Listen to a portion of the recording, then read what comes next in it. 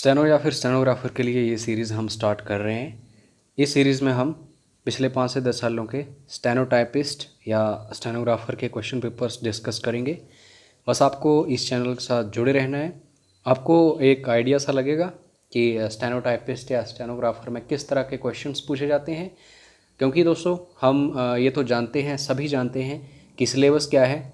Steno या फिर stenographer में 200 क्वेश्चंस अब हमें HPSSC में देखने को मिल रहे हैं, जिसमें सब कुछ होता है। History, geography, polity, economy, science, reasoning, Hindi, English, current affairs, HPGK वगैरह वगैरह। लेकिन हमें ये पता नहीं होता कि किस सब्जेक्ट के कौन से टॉपिक्स पर फोकस करना है। तो टॉपिक्स मैं आपको बता दिया करूँगा हर एक क्वेश्चन के साथ साथ, तो उन्हीं टॉपिक्स के ऊपर आपको फोकस भी करना है। तो ज़्यादा टाइम वेस्ट नहीं करेंगे। बाकी कोई भी आपके डाउट्स, क्वेरीज, क्वेश्चंस होंगे तो एक बार ज़रूर व्हाट्सएप कर लेना 9816401767। पहला क्वेश्चन है, the figure of the God that was depicted in the seal of Indus valley people is. Sindhu घाटी सभ्यता के लोगों के सिक्कों में अंकित भगवान की आकृति थी। अब आंसर डिस्कस करने से पहले टॉपिक मैं आपको बता रहा हूँ, आप चाहे तो कहीं पे लिख सकते हैं इन टॉपिक्स को। इंडस वैली सिविलाइजेशन, ठीक है, ये टॉपिक बहुत इंपॉर्टेंट है। तो ये पशुपति की आकृति हमें देखने को मिलती थी, ठीक है। तो ये फिगर हमें सील पर देखने को मिलता था, इंडस वैली पीपल जो हैं। इसका डी ऑप्शन सही है। Next question, which religion got spread in different parts of Asia. Asia के विभिन्न भागों में किस धर्म का प्रसार हुआ था। तो कौन सा रिलीजन है ऐसा? तो सही इसका आंसर है बुद्धिज़्म। अब यहाँ पे टॉपिक जो है वो है बुद्धिज़्म। ये सारा का सारा टॉपिक इम्पोर्टेंट है दोस्तों। जो भी टॉपिक्स बता रहा हूँ उनको ज़रूर कहीं ना कहीं पे आप नोट डाउन कर लेना और बाद में इसके ऊपर ही फोकस करना। हिस्ट्री जो है इसको हम देख रहे हैं यहाँ पे। नेक्स्ट क्वेश्चन, दी त्रिरत्नास वर स्ट्रेस्ड वाई। त्रिरत्नों पर इन्होंने बल दिया। तो त्रिरत्न जो है कहाँ पे हमें देखने को मिले? तो ये जैन धर्म से संबंधित हैं त्रिरत्न। जैन धर्म जो है उसको पढ़ के जाओ। ऊपर हमने बुद्धिज़्म देखा, अब जैनिज़्म है, और महावीर ने इसके ऊपर काम किया। तो यहाँ से बार बार क्वेश्चंस बनते ही बनते हैं। उसके बाद है चांद बीबी वाज द रूलर ऑफ। चांद बीबी यहाँ की शासक थी। तो विजयनगर, अहमदानगर आप यहाँ पे देख सकते हैं।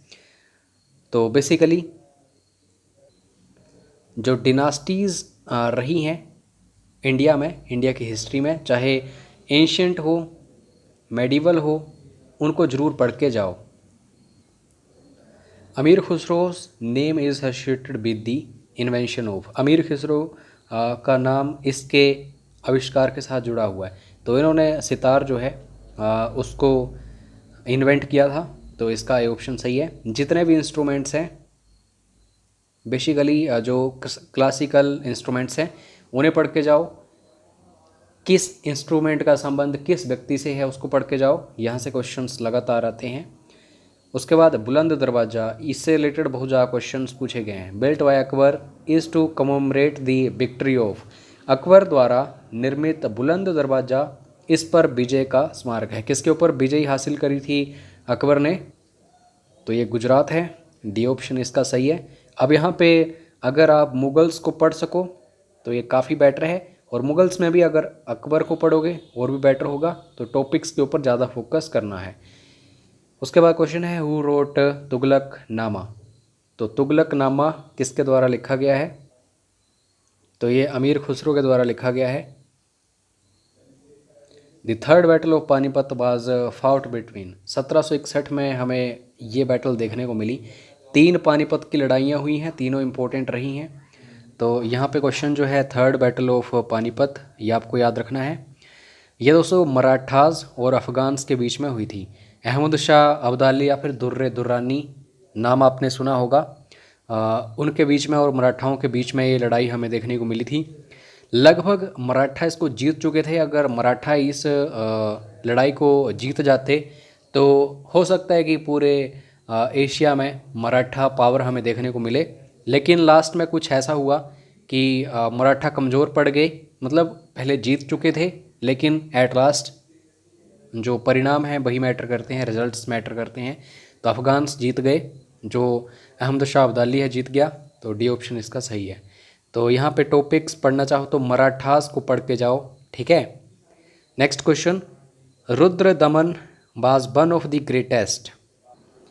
तो डिनास्टी से रिलेटेड क्वेश्चन है ये भी। रुद्र दमन जो है संबंध है साका डिनास्टी से। तो शक रूलर्स में नाम शुमार है रुद्र दमन का। खजुराहो टेम्पल्स, जितने भी टेम्पल्स हैं इंडिया में, एंशियंट टेम्पल्स जो हैं बहुत इंपॉर्टेंट, उनको ज़रूर पढ़ के जाओ। खजुराहो टेम्पल्स जो हैं किसके साथ इनका संबंध रहा है? दो धर्म प्रमुख हैं, एक जैनिज़्म और एक हिंदुज़्म। तो बी एंड सी आपको याद रखना है, डी ऑप्शन सही है। Which university was not established by Lord Dalhousie. तो यहाँ पे बॉम्बे यूनिवर्सिटी जो है इन्होंने ही एस्टेब्लिश की थी। 3 यूनिवर्सिटीज़ जो हैं लॉर्ड डलहौजी के टाइम में देखने को मिली थी, एक बॉम्बे थी, एक मद्रास थी और एक कलकत्ता थी। और दिल्ली यूनिवर्सिटी जो है ये डलहौजी के टाइम में नहीं हमें देखने को मिली थी, तो यही इसका सही आंसर है।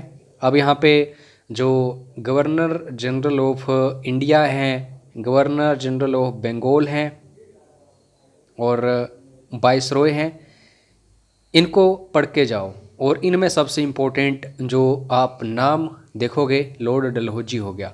तो ऐसे टॉपिक्स आपको फोकस करने होते हैं। तो इसका आंसर बी है, दिल्ली जो है, दिल्ली यूनिवर्सिटी लॉर्ड डलहौजी ने नहीं फाइंड आउट की थी। The practice of sati was declared illegal why. तो सती प्रथा जो है उसको बैन किसके द्वारा किया गया था? लॉर्ड विलियम बेंटिक, राजा राम मोहन रॉय जो है इन्होंने काफ़ी अहम भूमिका इसमें निभाई थी। तो Lord William Bentinck first governor general of India रहा है, तो ये भी याद रखो, क्वेश्चन बार बार आता है। उसके बाद the first Muslim president of Indian national Congress was. तो इंडियन नेशनल कांग्रेस जो है ये 1885 में एस्टेब्लिश हुई थी।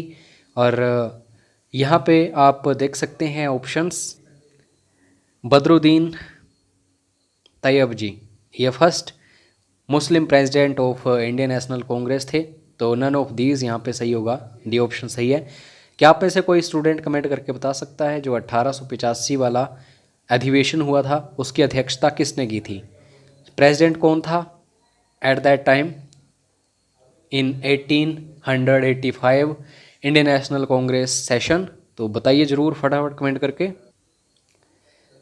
स्काउट्स मूवमेंट जो है इसकी स्थापना किसके द्वारा की गई थी? तो लॉर्ड बैडेन पोवेल जो हैं इन्होंने।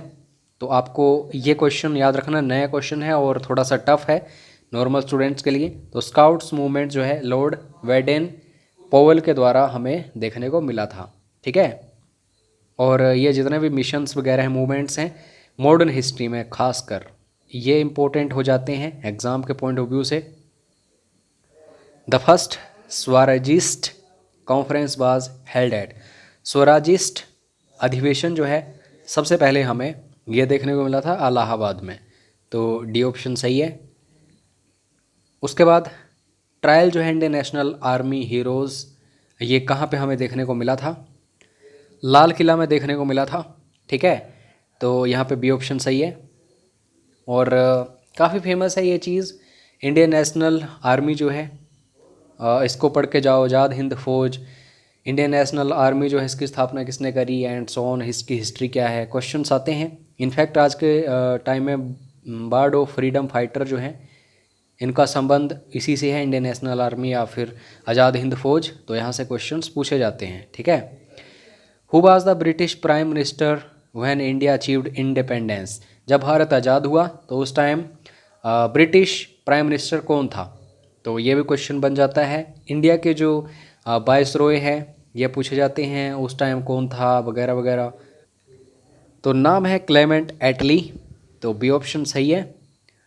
जब इंडिया आज़ाद होने को था, इंडिपेंडेंस मिलने को थी, तब ये वहाँ पे पीएम बनने आए थे, नए नए पीएम बने थे, बी ऑप्शन। एक कथन है political freedom is the life breath of a nation. राजनीतिक स्वतंत्रता एक राष्ट्र की प्राणवायु है। तो ये कथन किसका है? ये क्वेश्चन काफ़ी बार पूछा जाता है, कथन से रिलेटेड जो भी क्वेश्चंस होते हैं। तो दोस्तों एक एक्सट्रीमिस्ट लीडर थे अरबिंदो घोष, बाद में ये फिलोसफर बन गए थे। तो अरबिंदो घोष का ये कथन है, political freedom is a life breath of a nation. Next question, Mahadev Govind Ranade, इन्होंने किसकी स्थापना की? समाज या सोसाइटीज़ जो हैं ये जरूर क्वेश्चंस आते हैं। महादेव गोविंद रानडे की जो समाज है या सोसाइटी है उसका नाम है प्रार्थना समाज। ठीक है, और हो सके तो ऑप्शंस के ऊपर भी काम किया करो, जैसे थियोसॉफिकल सोसाइटी को किसने फाउंड किया, आर्य समाज को किसने, ब्रह्मो समाज को। मैं ऑलरेडी इन चीज़ों को डिस्कस कर चुका हूँ, सो आई डोंट थिंक सो कि इसकी नीड है बार बार डिस्कस करने की। आपको इसके ऊपर खुद रिसर्च करनी चाहिए, आपका नॉलेज जो है वो ज़्यादा इंक्रीज़ होगा। एक क्वेश्चन आपके लिए छोड़ रहा हूँ, ये लास्ट क्वेश्चन है इस वीडियो का, कमेंट बॉक्स में आपको बताना है। डू और डाई जो है calls was given by Gandhi ji during, मतलब ये नारा कब दिया गया था, आपको ये बताना है बस। डू और डाई, करो या मरो। कमेंट बॉक्स में आपकी बारिश होनी चाहिए आपके आंसर्स की, मैं वेट करूँगा। और बाकी कोई भी परेशानी आ रही हो तो ज़रूर मैसेज करिए व्हाट्सएप पर 9816401767। मिलते हैं नेक्स्ट वीडियो में। जय हिंद, जय हिमाचल।